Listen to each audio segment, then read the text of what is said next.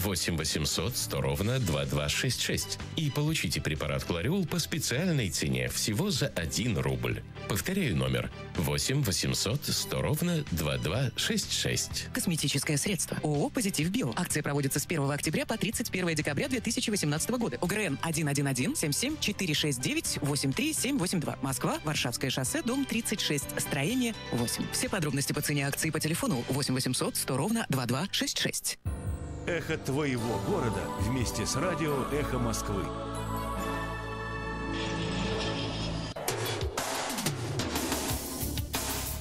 Персонально ваш. Добрый день. В прямом эфире «Эхо Москвы» в Уфе. У микрофона Руслан Валиев. Мы начинаем программу «Персонально ваш». И сегодня в гостях нашей студии политолог Сергей Лаврентьев. Здравствуйте, Сергей Николаевич. Добрый день. Я напоминаю нашим слушателям, что мы традиционно, поскольку вещаем в прямом эфире, принимаем ваши вопросы нашему гостю по номеру для СМС-сообщений +7 927 304 1051. Также к этому номеру привязан аккаунт в Телеграме, куда можно присылать тоже вопросы и даже медиафайлы. Прямая трансляция в Фейсбуке и на Ютубе у нас уже запущена, и мы можем начинать наш эфир. Больше месяца прошло с назначения Радия Хабирова временно исполняющим обязанности главы региона. Понятно, что 100 дней еще нет, а именно через 100 дней обычно подводят какие-то итоги. Но есть ли у вас уже что-то сказать на сегодняшний день из тех наблюдений, которые вы, скажем так, видите, да, вот за это время? Какие выводы можно сделать из той работы, которую демонстрирует Хабиров? Похоже ли это на аналогичный период Рустема Хамитова, которые были 8 лет назад, или это совершенно другая картина? Ну, любая смена руководителя на чем-то похожа. Потому что уходят старые, хотя люди из команды, естественно, остаются, продолжают работать, потому что в управлении вообще не должно создаваться вакуума. Один приходит, другой уходит, потому что это вся принципиально. Здесь смена произошла, я вижу, что достаточно так, ну, формат классический, как это обычно бывает, и первые решения, естественно, они привлекают всеобщее внимание. Ну вот через месяц, безусловно, еще рано подводить итоги, и я думаю, что здесь через 100 дней примерно все это будет как-то так принято делать, да. Но все-таки его вхождение, Ради Фаридовича я имею в виду, достаточно заметное, на это обратили внимание, общественное мнение к этому было приковано. Вот, первое, так сказать, время и в течение вот этого месяца. Сегодня можно говорить, что люди стали привыкать. Вот. В чем-то они видят повторение. Угу. В чем, например? Ну, то, что смена кадров, она неизбежна, она всегда бывает при любой смене руководства, это тоже мы наблюдали. И все это сопровождалось достаточно громким таким информационным фоном, то есть какими-то оценками деятельности. И здесь мы видели, что, так сказать, как правило, за серьезные упущения в работе. Вот. Причем и в городе вдруг выяснилось, что люди, которыми управляли, его не любили. Вот. Я думаю, что это немножко эмоциональные оценки, потому что здесь разные варианты. Хотя сам сюжет, который был вот использован для подобного рода выводов, это вот знаменитый, для меня это тоже очень близкий такой сюжет, знаменитые «Танцующие журавли». Это фонтанчик, который был у городского дворца культуры, и потом его как-то забыли. Были ремонт, реставрация, ремонт, реконструкция, и нет ни итогов, ни ремонта, ни итогов реконструкции. И 10 лет простоял. Да, и подавленные, раскуроченные, но танцующие по-прежнему журавли остались даже на том месте, где они были. Но это действительно сюжет, который стоит серьезной, не только, наверное, эмоциональной оценки. Тут можно и административные выводы принимать, потому что кто-то конкретно за это отвечал. Конкретно за это железно отвечал. И здесь ни саммит ШОСа БРИКС, никакие другие мероприятия. Почему-то эти журавли так и остались никому не нужными. Хотя уфимцы, безусловно, их помнят, любят и так далее. И это, кстати, очень хороший такой эмоциональный оценка действия самого Радия Фаридовича. То есть он за время своей работы, так сказать, в Москве и в Подмосковье он не забронзовел. Вот, то есть ничто человеческое его глазу и уху, как говорится, не чуждо, и он это все нормально воспринимает. Вот, поэтому здесь сама уверенность, которая была взята на старте, она и сегодня мы просто видим, что она продолжает. Другое дело, что сейчас стало больше решений с анализом, с оценкой, с вхождением в существо проблем, то есть выяснение причин, выяснение и так далее, и так далее. Это естественно, и дальше это больше будет, потому что все, что лежало на поверхности, уже увидели, оценили, приняли решение. Сейчас необходимо подходить уже к каким-то глубинным причинам, глубинным факторам, поиску. И, кстати, мы тоже наблюдали последняя его поездка в Москву на встречу, на выставку на эту по транспорту, посвященную и на Госсовет, хотя еще информации из Госсовета нет, как он себя там проявил на фоне других членов Госсовета, губернаторов. То есть вот этот мозговой штурм, поиск решения проблем нестандартный. Вот. Ну, это, я думаю, что впереди. Вот я бы так это сказал, хотя процесс идет, я не вижу, что будут какие-то повороты серьезные. Вот направление обозначено, процесс идет, и вот с этой как раз вот командировки в Москву он привез решение по деньгам, и по мосту, и по, так сказать, дополнительным и так далее. Это вот как раз правильный тренд. О чем он и говорит, о чем и требует сам от других руководителей министерства ведомств, что вы не сидите, вы ждите, надо быть там, где можно, так сказать, что-то получить, что-то привести, добиться и так далее. А вот высказывание с предложением, конечно, образным предложением застрелиться к руководству ГИБДД прозвучало уже довольно-таки давно, но это что было? Это вот как раз-таки одно из высказываний, которое не было выверено, не было продумано, или отсутствие результата после этого высказывания говорит о том, что недостаточно полномочий у временно исполняющего главы республики довести до конца? Я думаю, не дай бог, если будет напрямую восприниматься подобное эмоциональное высказывание. Понятно, что не напрямую, кадровые решения могут быть. Вот. Но я думаю, что здесь достаточно серьезные вещи. Во-первых, это прерогатива Республиканского министерства внутренних дел, которое является непосредственно федеральной структурой, федеральным органом. С другой стороны, уровень компетенции, в принципе, ни у кого не вызывает сомнений. Другое дело, что, может, персональный человек нравится, может быть, нет, подходить, не подходить, но это уже вопрос формирования немножко другой команды, вот, в которой принимают участие и другие руководители, которые несут за это, так сказать, свою персональную ответственность, соответственно, с указами, которые подписывает Путин.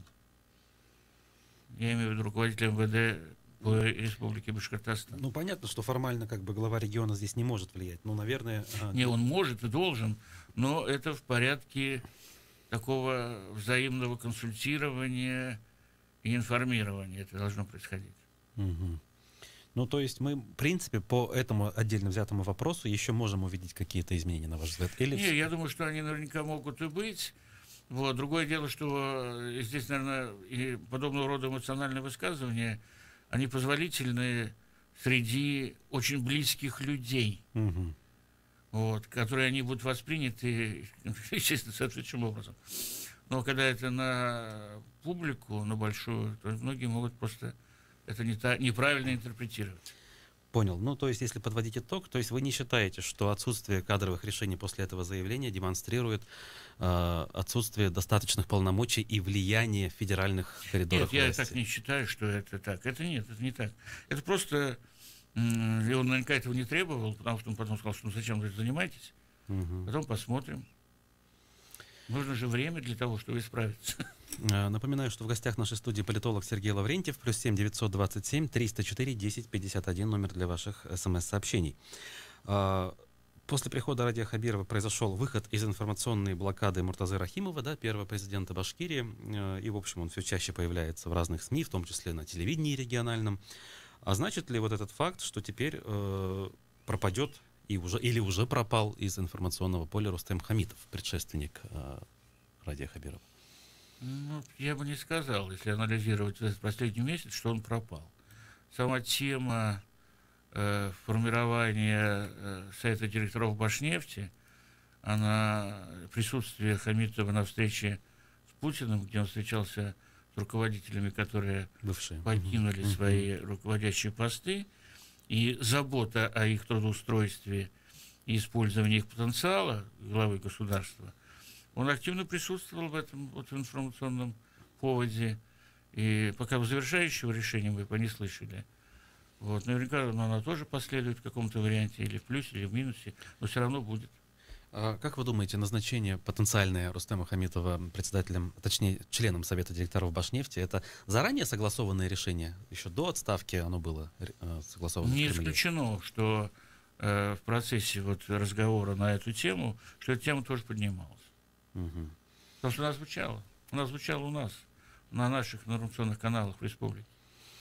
Ну, к хозяйственным вопросам мы еще вернемся, но вот уже в социальных сетях, некоторых СМИ появились некие такие критические нотки в адрес Радия Хабирова относительно, так скажем, национального вопроса, да. События в Тимясово, которые в конце сентября еще случились, вылились в 150 тысяч рублей штрафа председателю движения «Башкорт», и суд, который принимал соответствующее решение, длился 11 часов. То есть, казалось бы, да, небольшое такое дело, по таким решениям часто решения принимаются там за полчаса, а здесь 11 часов. И некоторые высказывают предположение, что не было, в общем, долго звонка сверху с какой-то инстанции, и поэтому суд никак не мог вынести решение. И, в общем, вменяют, получается, новой администрации некую нерешительность или непонимание того, что с этим вообще вопросом делать. Вот как вы можете прокомментировать эту ситуацию?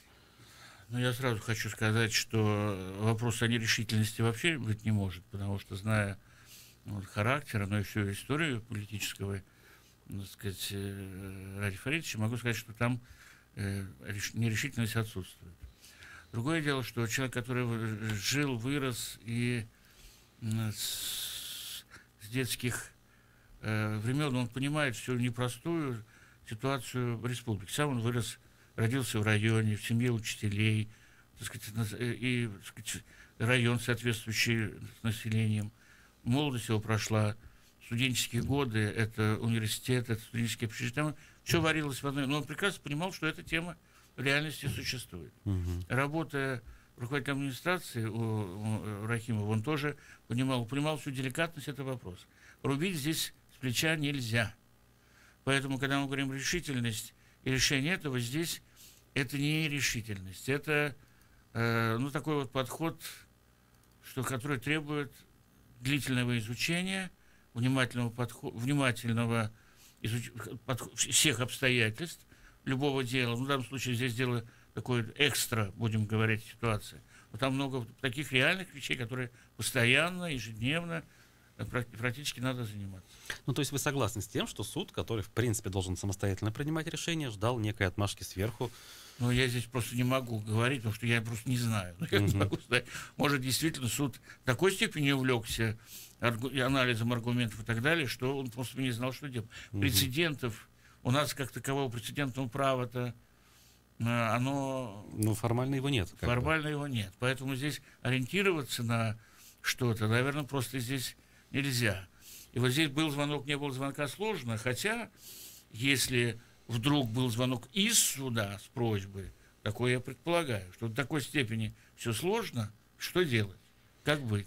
Смотрите, а что сложного? Понятно, что конфликт на национальной почве, как некоторые его преподнесли, это само по себе. Если это так, то это плохо, да? Хотя, в общем, стороны конфликта, в общем-то, перед собой друг другом извинились и сказали, что это была бытовая история. Вот. Но 150 тысяч присудили, да, человеку, который, в общем, участвовал даже не в митинге, а в народном сходе. Это что за такое вот странное решение? Ну, это рекорд, по сути дела, по этой статье. У нас там члены команды Навального столько не получали. Ну, он, кстати, опротестовал это в законном порядке, это решение? Они нам говорили, что они будут доходить вплоть до суда в Страсбурге. Ну, Страсбург это ладно, там они, в принципе, это длинная история. Вот, но, по крайней мере, у него есть основания все это дело, всю эту горячность снять посредством, так сказать, обжалования этого решения. Я думаю, что это вполне реально, так оно будет, скорее всего. Но горячие головы уже остужены. Когда же, наконец, начнут снимать глав районов, спрашивает нас один из радиослушателей. Особенно тех, кто, в принципе, ничего хорошего не сделал для района, в особенности южные районы республики. Спасибо, Азамат. По поводу кадровых вопросов. Ну, я думаю, что, во-первых, это не такой длинный вопрос, не такой быстрый вопрос, это действительно требует изучения. потому что сама процедура освобождения от должности, она непростая, она не одним росчерком пера делается. Там есть представительный орган в районе, который назначает, который утверждает руководителя администрации, ну, так называемого сити-менеджера в районе. Вот, он тоже задействован в этом деле, поэтому, и плюс еще, вот, мы же знаем, что если взять какой-то район, там столько различных, вроде населения, это обычно 25, 30, 40 тысяч человек, да, но там столько различных подходов. Там может быть на одно и то же явление две или, допустим, 3 или 4 точки зрения. Один требует снятия, другой, третий награждение того же главы. Поэтому очень серьезно. Вот я сам был, не буду называть район, на одном мероприятии, еще при Рахимове. Вот. Ну, там возникла критика. Ну, мы знаем, что Муртаза Кабилович умел разговаривать с людьми, которые шумят, кричат. Вот. Но он берет и говорит, ну, хорошо. Вот где мы здесь? В лесу? В лесу. Много, значит, деревьев. А почему же у тебя крыша до сих пор соломой крыта? Что тебе не дало и так далее? Или, допустим, ты вот требуешь от начальства, а забор-то у тебя до сих пор дырявый. Вот кого здесь слушать?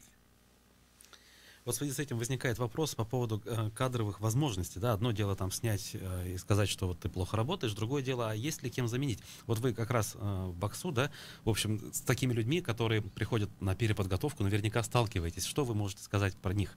Они ведь все, в большинстве случаев главы администрации проходят некие специальные курсы, аттестации там, и так далее. Ну вот вы, наверное, обратили внимание, что сейчас я вот издалека немножко начну. В принципе, заменить есть всегда. Кем? Незаменимых людей нет. И на районном уровне тоже. Потому что земля наша богата талантами, и не надо просто их вовремя заметить, вовремя приметить, помочь вырасти, воспитать, проверить ответственностью. То есть надо ответственную должность, надо отвечать и проверить, как справиться, и пошел дальше. Как это было принято в свое время дальше. Кадровая политика – это тонкая политика. И все время смотреть, чтобы человек не зарывался, а, так сказать, двигался все-таки в том направлении. Это серьезный вопрос. Вот на федеральном уровне сейчас мы видим, что вот эта программа «Лидер России» начинает использовать современные технологии поиска талантливых людей. То есть здесь интернеты работают, заявки, смотрят, как. И назначения пошли из тех резервов, которые сформированы по новым технологиям, через вот этих конкурсы лидеров. У нас ведь тоже есть резерв кадров. Я иногда спрашиваю, а что ж у нас он не работает-то? Причем он назначается, а вдруг не из резерва. А резерв для чего? Вот надо, мне кажется, перейти к формированию резерва по тем же аналогиям. У нас есть соответствующие методики, мы в президентская программа вот при Академии работает. Мы знаем, как тестировать, проверять, учить и доучивать, смотреть их конкретный проект, работу, и как эту работу, проект можно использовать в реальной жизни. Надо просто этим заниматься. Это надо заниматься специально.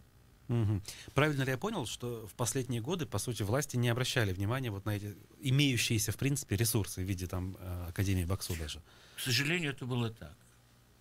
Вот, потому что Академия давно, 25 лет существует, работала, и она, как говорят эксперты из совершенно независимые из других городов, к нам приезжали учиться, принимать опыт из Якутии, из Ижевска, из Казани. Они по нашим лекалам создавали свой институт государственного управления.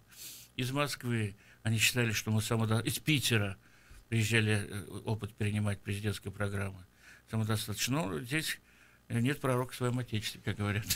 А вы согласны с мнением нашего слушателя, который высказывает вот его: при Хамитове лучшие кадры уехали из республики, поэтому Хабирову непросто. Вечное госсобрание, одни и те же предпенсионные лица по БСТ. Ну, сейчас-то как раз омоложение произошло в госсобрании. Там есть не только предпенсионные лица, но есть и пенсионные, но есть и очень молодые. Вот, поэтому я думаю, что как раз госсобрание, как представительный орган, он должен представлять все слои населения. И молодежь, и село, и город, и предпринимателей, и, так сказать, в национальном составе он тоже самый разный, и партийный. средств должен быть многообразный. Но ведь я ведь ничего не путаю, если скажу, что Хамитов часто упоминал, что у нас кадровый голод. То есть он признавал, что ему некого ставить на какие-то должности. Ну, он часто об этом говорил, но здесь ведь особенность управления, его искусство и талант заключается в том, легко все списать на кадровый голод. Искать и находить нужных людей, воспитывать нужных людей, а не получать их готовых. 8 лет было достаточно для того, чтобы и сформировать, и воспитать, и так далее. Но, к сожалению, этого не произошло. Угу. Так, буквально у нас до перерыва минута. Хотелось бы спросить, вот вы присутствовали здесь на эфире, когда Хайдар Валеев у нас в студии заявил о том, что отзывает докторскую свою диссертацию. Вообще есть примеры, прецеденты в научной среде, когда вот подобное явление происходило и заканчивалось в итоге позитивно? Человек заново защищал диссертацию, например. Нет, такие истории были, и, кстати, они происходят не прямо скажем, я бы не сказал, что часто, но и нередко. Вот, это совершенно естественный процесс, когда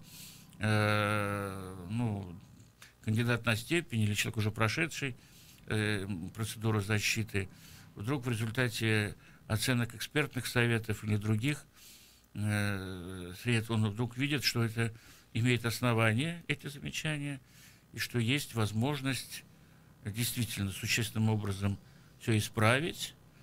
Поэтому он принимает такое решение. Это совершенно нормальный процесс, и надо отдать должное Валееву, что он такое решение принял и не оставил саму задачу защиты, но в то же время решил все это дело сделать более, так сказать, достойным образом, чем это произошло ранее. Угу. Мы продолжим общение с нашим гостем, политологом Сергеем Лаврентьевым, после перерыва на новости. Напомню, номер для СМС-сообщений +7 927 304 1051.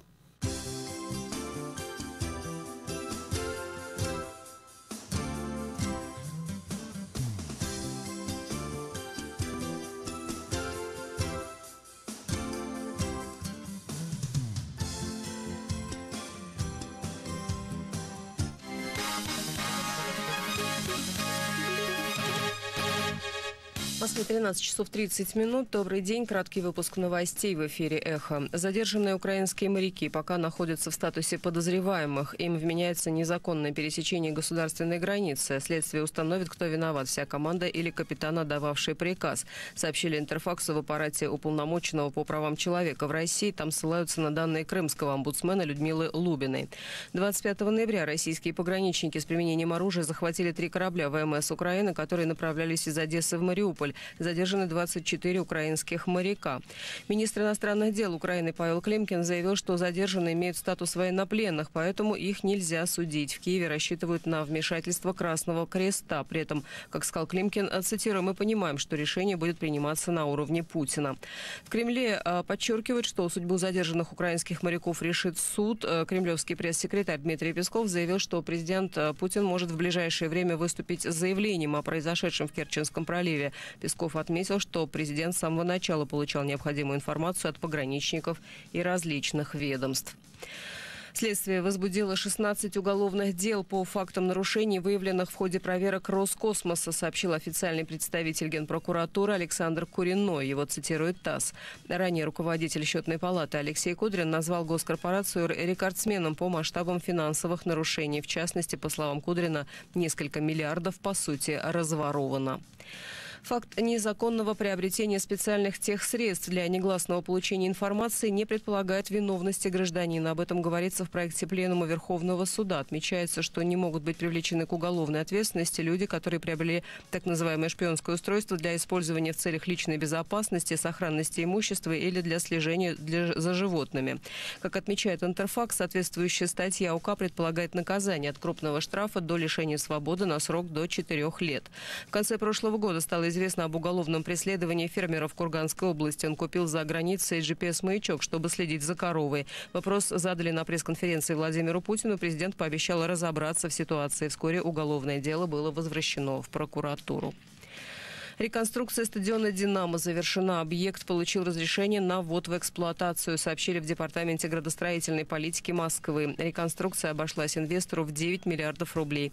Как ожидается, первый матч футбольный клуб «Динамо» сыграет на новом стадионе в марте с московским «Спартаком». Ориентировочная дата – 10 марта. Хоккеисты «Динамо» проведут первую игру 4 января.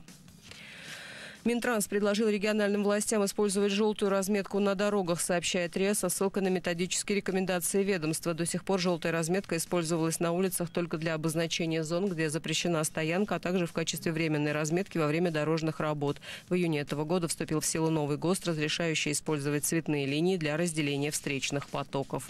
В Москве в ближайшие сутки возможен небольшой снег. Ночью минус 9-11, завтра днем минус 7, минус 9. Ирина Меркулова, служба информации, Эхо Москвы. Реклама. Снижаем цены. Поездки от 80 рублей. Служба заказа такси «Мотор» 2 900 900. Телефон рекламной службы «Эхо Москвы» в Уфе 216 35 99. Будет реклама, будет и эхо. На то мы и партнеры. «Эхо Москвы» в Уфе и общественная организация «Берзямлек» представляют рубрику «Говорим по-башкирски». Похититель. Урлаусы. Похититель крышек люков. Люктардың қапқасын урлаусы. Похититель крышек люков. Люктардың қапқасын урлаусы. В Уфе пойман похититель крышек канализационных люков. Үфіле канализация люктарының қапқасын урлаусы тұтылған. В Уфе пойман похититель крышек канализационных люков. Үфіле канализация люктарының қапқасын урлаусы тұтылған. «Эхо Москвы» в Уфе и общественная организация «Берзямлек» представляют рубрику «Говорим по-башкирски».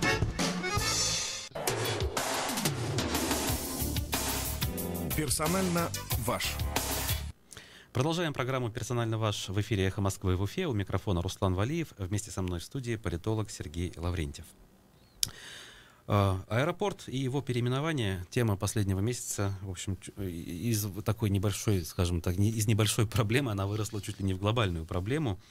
Общественники требуют отменить проект. Вот и КПРФ присоединилась, да, и выступила с открытым письмом к Общественной палате. Вы согласны с теми, кто считает, что вообще, поскольку ситуация вышла из-под контроля, нужно вопрос каким-то образом ликвидировать вообще, да, то есть не решать, кто должен победить в этом конкурсе?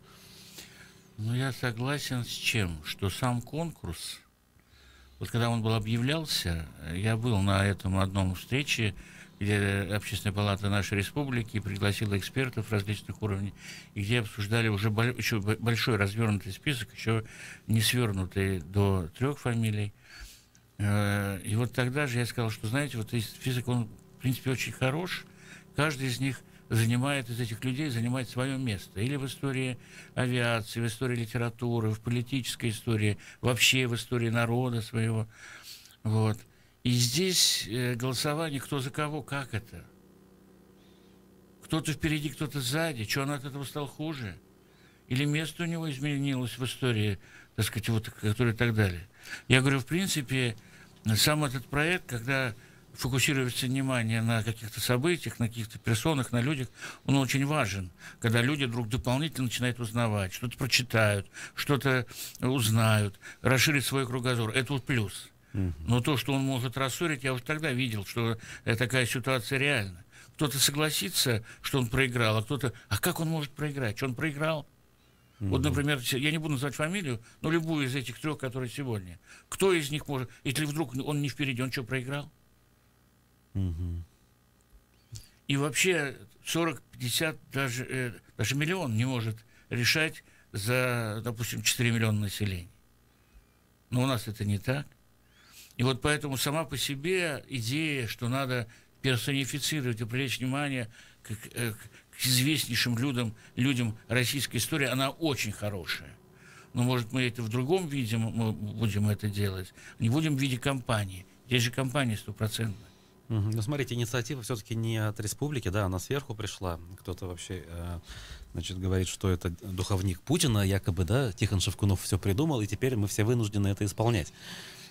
Есть ли у нас силы и полномочия? Если это создает какую-то ситуацию, ну, какой-то политической нервозности, нестабильности, и мы видим, что это несправедливо, то я думаю, что как раз полномочия, потому что это общественная палата, она не отвечает за морально-нравственный климат в республике, за температуру отношений между различными населениями, не отвечает. За это отвечает власть. Она в полной мере скажет, что мы не участвуем в этом конкурсе. Или мы переводим, переносим, или что-то в этом плане. Это все... Вот я в свое время вообще предложил, мол, давайте назовем, если уж такое дело, что название должно быть аэропорт Балы.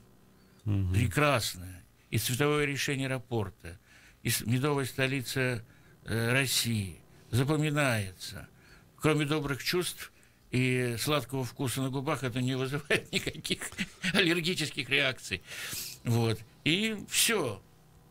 Но вот это вот «давайте жить дружно» никого не произвело впечатления, хотя я в то время же принял. Ни в коем случае сама процедура не должна создавать ситуацию какой-либо обиды или несправедливости.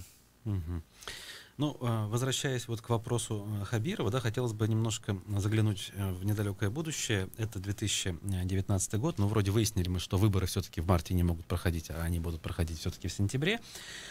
В конце прошлой недели Ростислав Мурзагулов, находясь в нашей студии, выразил такое мнение, что, в общем, Хабиров сейчас занят работой, и он о выборах вообще не думает, и, в общем, и вроде как и не будет думать даже, да.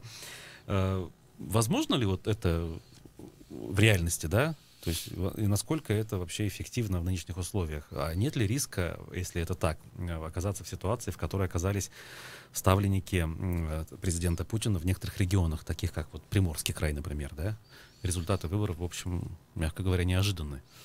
Нет, я думаю, что на эту тему думают, и думают и на федеральном уровне, и когда вот в данном случае шел подбор кандидатов для замены, это уже предполагалось, потому что ситуация, которая сложилась в 4 регионах Российской Федерации, она стала неким толчком для достаточно эффективного и скоростного решения, потому что для того, чтобы подоспеть, созрели кандидаты из РИО, реальные кандидаты на должность, должно пройти время.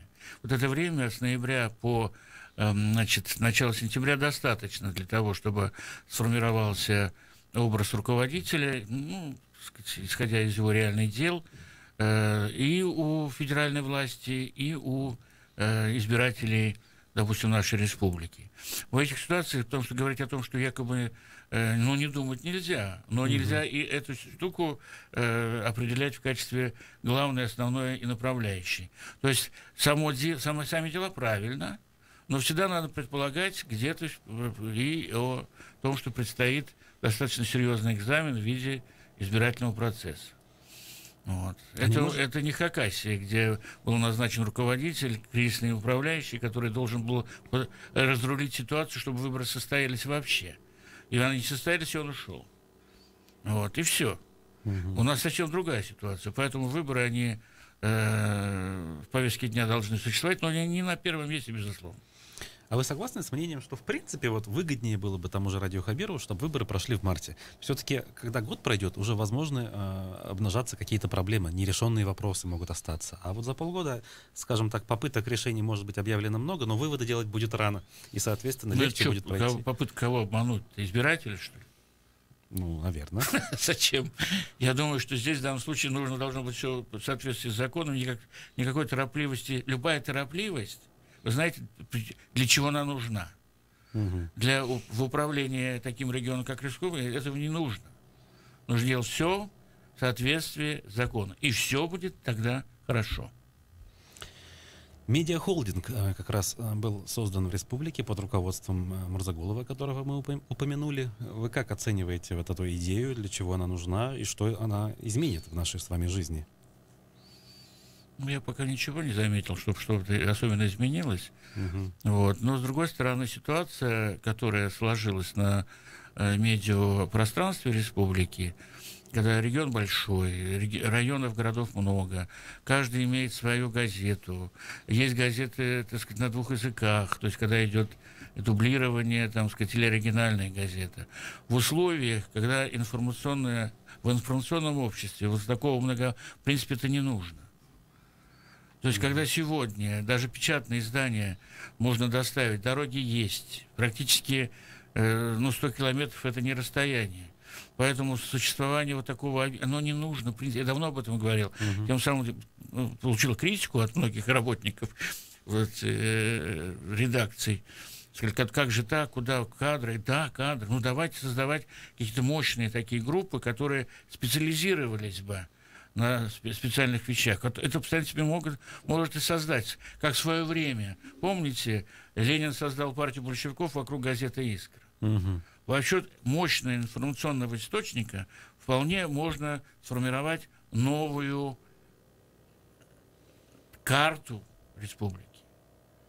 То есть вот это укрепленное существование Зауралья, Юг, Северо-Восток и так далее. Вот если создать какие-то точки информационного притяжения, которые бы и привлекали рекламодателей, формировали какой-то интересный новый вариант решения, людей бы объединяли, они поняли, что они живут где-то в одном, так сказать, районе и так далее. И вот это, я считаю, одно из возможных решений, необходимых, нужных. И тогда можно даже не увеличивая бюджет, даже оптимизируя, где-то его сокращая, потому что многие мощности не нужны, они просто не нужны. Получить заказы, печатать глянцевые журналы в Кигах, наверное, больше Устекинских никто не будет, так ведь?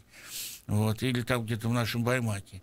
Вот, поэтому здесь надо, естественно, сформировать мощных радио, студии и так далее. У Мурзаголова есть опыт таких вот вещей, типа радио интересного и так далее, и так далее. Вот если рано об этом говорить сегодня, вот, но он инновационный характер точно имеет, вот посмотрим, как он распорядится теми ресурсами, которые реально сейчас в его подчинении, в распоряжении, я бы сказал, есть. А за это время вы смогли оценить действие системы «Инцидент»? Может быть, кто-то что-то рассказывал, она работает реально или нет? Или пока нечего про нее говорить? Ничего не могу сказать. Конституция. В декабре у нас раньше было даже 2 выходных дня. 12 декабря мы праздновали День Конституции России, отдыхали. 24 декабря у нас был День Конституции Башкортостана. Сейчас эти дни уже ушли. То есть праздник-то вроде не отменен, но выходные отменены, да? И, в общем, Конституция, она вот не так популярна, что ли, в этом смысле почему-то у властей. Может быть, потому что сейчас реальная жизнь, она отошла далеко от тех принципов, которые заложены в Конституции. Согласны ли вы с этой точкой зрения? Нет, я такие бы выводы не стал делать. Другое дело, что по каждому поводу объявлять праздник, день выходным не стал. Хотя День Конституции, безусловно, это очень важный, но в наших условиях, я имею в виду в истории Российской Федерации, даже России как таковой, столько было конституций. И сталинские, и брежневские, и потом, значит, конституции. И здесь вот, и мы все по аналогии, вот. 5 декабря, помните, было, потом 7 октября было, мы объявляли днем выходным. Но вот декабрь особый месяц, последний месяц года. После этого, так сказать, большие новогодние каникулы, да, значит, наступают. Но начинать отдыхать уже в начале декабря, мне кажется, это не совсем рационально. Вот. Я думаю, что День Конституции его как-то отмечают на уровне каких-то аналитических материалов, как он действует, как, так сказать, работают конституционные принципы и так далее, и так далее. Это день, где сопоставлять какие-то гражданские позиции, потому что это документ, который нормирует всю жизнь. Другое дело, все выполнено или нет. Ведь сама Конституция, когда она принималась 25 лет назад на референдуме в России, да, мы свою Конституцию через 2 недели утвердили на заседании Верховного Совета. 2 недели. Причем все сопровождалось такой, так сказать, борьбой. Политические средства массовой информации было заполнено различными точками, в том числе и в нас в республике. Там формировались какие-то альтернативные конституции. Эти альтернативные конституции публиковались, народ все это дело обсуждал.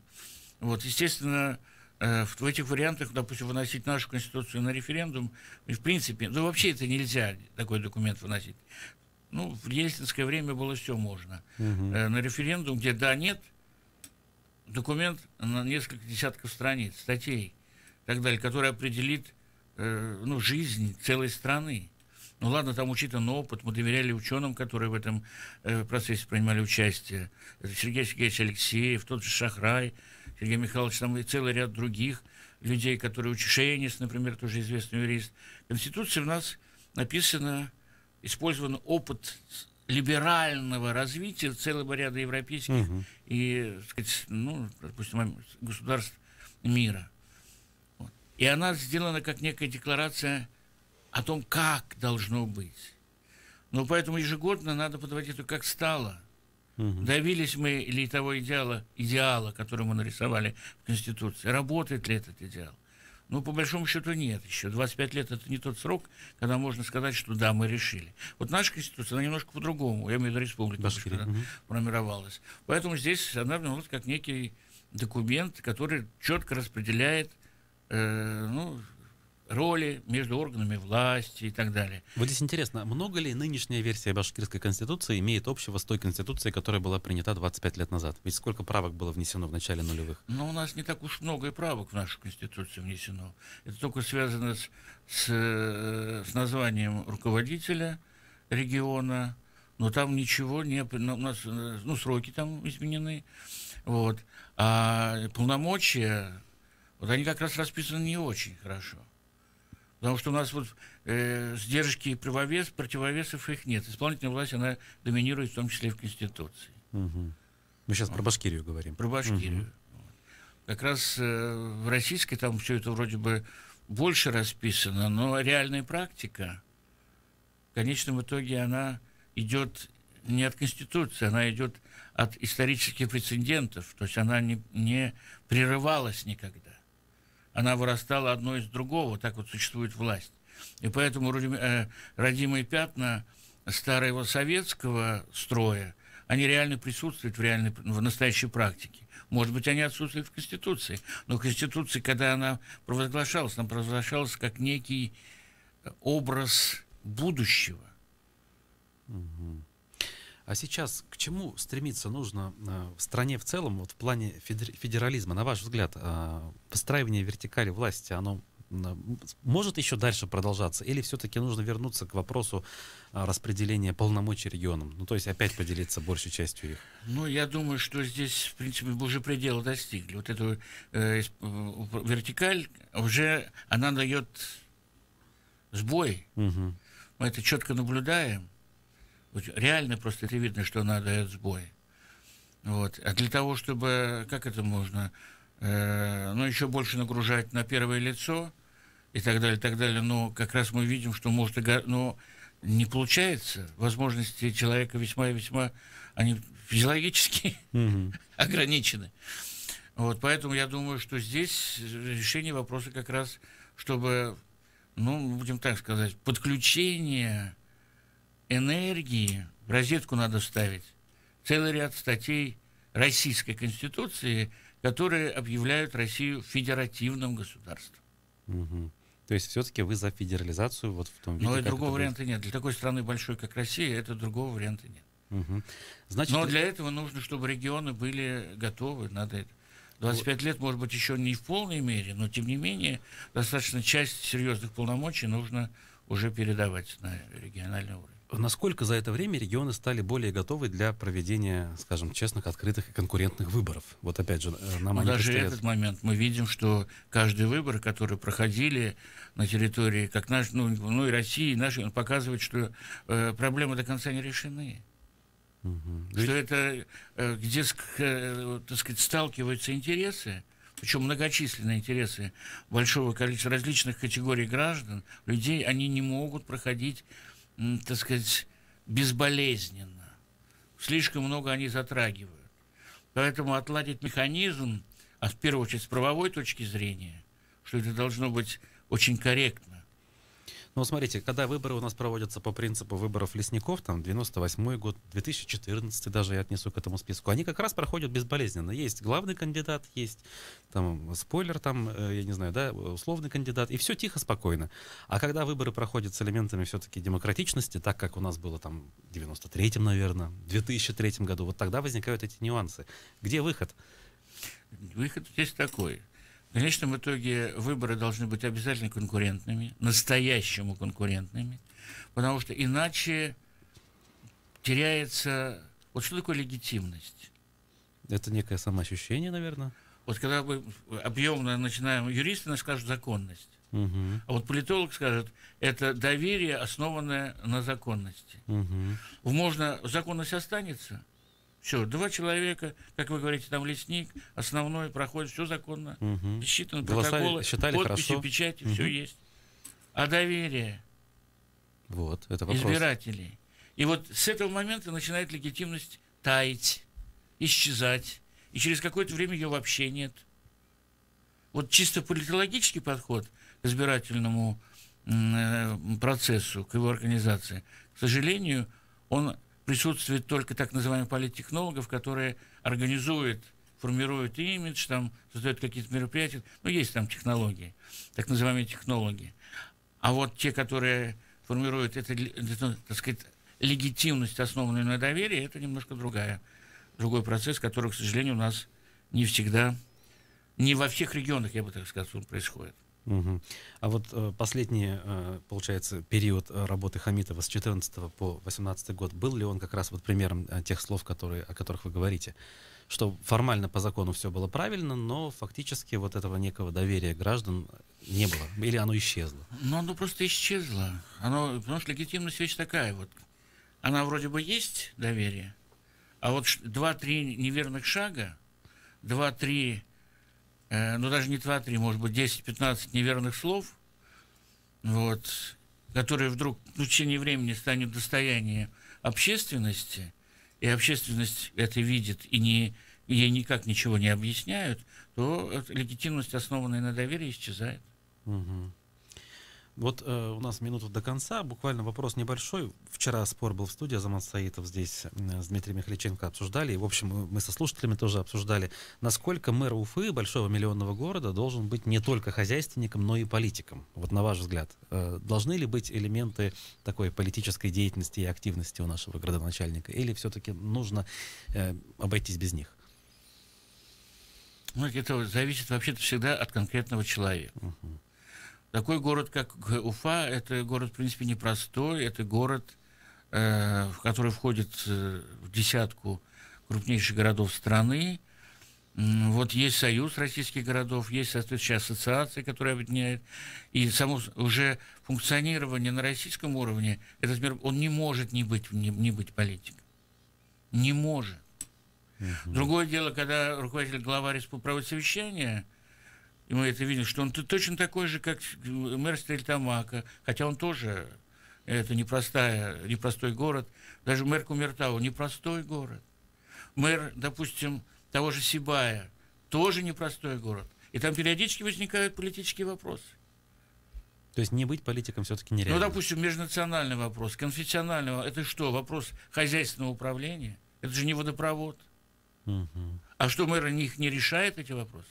Но вот Причастен, сейчас по поводу Ульфата пока Мустафина... 100% причастен к решению. Тот же Мурзагулов говорит, вот Мустафин у нас не политик, он крепкий хозяйственник, все будет хорошо. То есть вы не согласны с этой точкой зрения? Я думаю, что рано или поздно, вот крепкий хозяйственник – это хорошая основа, это фундамент, слава богу.